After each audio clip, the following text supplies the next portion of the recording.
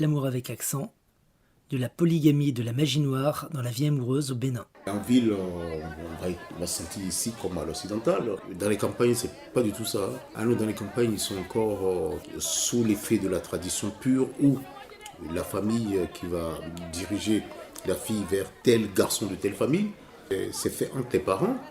Et il y a les histoires de dot, c'est 6-7 mois de salaire. En ville, assez rapidement, de toute façon, les jeunes, quand ils s'installent, ils sont plus chez les parents. Mais par contre, en campagne, c'est la grande maison familiale où on va lui donner un lopin de terre sur lequel il va ériger sa maison. Et la polygamie, elle existe au Bénin.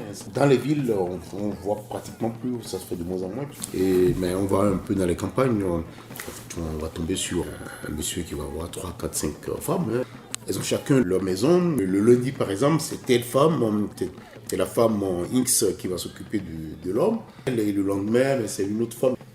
C'est une cohabitation plutôt intelligente entre elles, puisqu'elles savent que cet homme a déjà 3-4 femmes, elle est la quatrième, l'autre qui arrive est la cinquième, la sixième, la septième. Donc il y a des mariages qui se font en fait traditionnels, qui sont dits mariages forcés.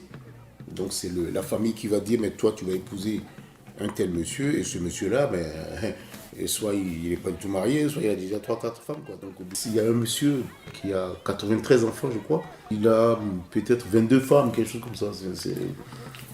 C'est les gens qui sont aisés financièrement, qui ont plusieurs femmes. Ça reflète la puissance de l'homme, on va dire. Cette puissance, donc c'est la puissance financière, dire, mais tiens, moi j'ai plusieurs femmes. Par contre, on se rend compte quand même que dans les villes où les gens sont instruits, sont allés à l'école, il ne faut pas leur parler de ça. Et moi, je vois mes sœurs, ça ne leur viendrait pas l'idée d'être la deuxième femme. Le Béninois est quand même plutôt italien, il est assez dragueur. Le Togolais est beaucoup plus romantique que le Béninois.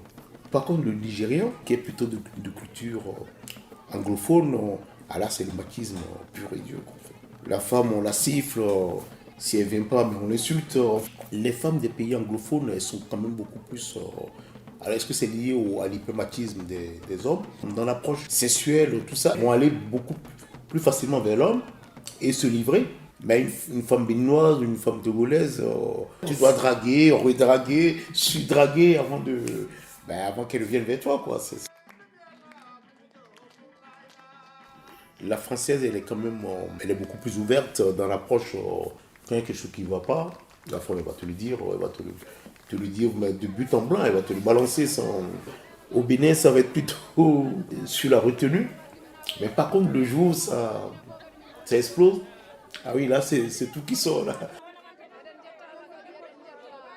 Alors, l'amour dans mon pays, il y a quand même le poids de la tradition. Les gens vont s'aimer, mais en même temps, ils vont quand même être dans le canevas de ce que pense la famille. Et donc, ils vont vouloir tout faire, montrer aux yeux de tout le monde que tout se passe bien, même si c'est pourri à l'intérieur.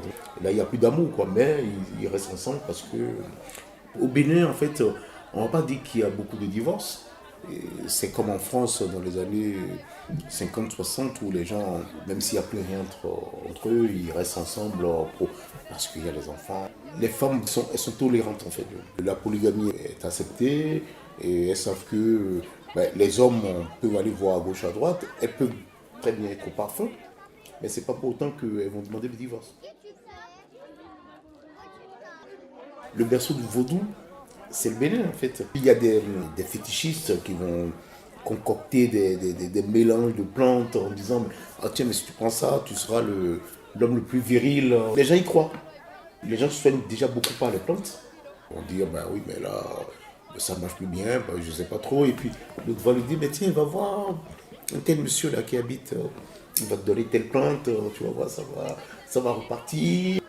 Les hommes entre eux vont parler facilement de sexe. Il y a beaucoup de gens qui croient au fait que la puissance de la magie peut les amener à accomplir telle ou telle chose.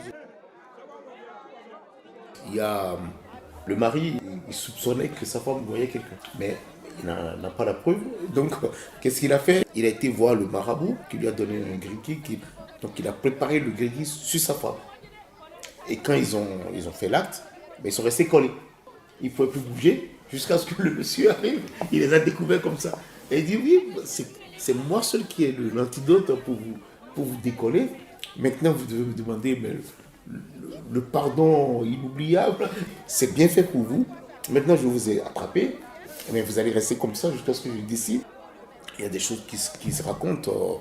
Subitement, un monsieur qui traîne avec les femmes des autres, tout ça, subitement, on va apprendre que, ah tiens, mais il est mort.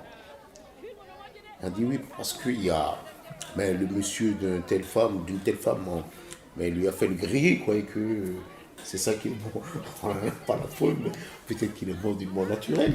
Ça existe quand même, quoi, un peu les forces du mal, hein, parce que le vaudouin en soi, même si certains disent que ça n'existe pas, on va dire l'approche irrationnelle, que ce soit de l'amour ou d'autres sujets, c'est vraiment ancré dans le background en fait, hein, de la façon de penser des gens.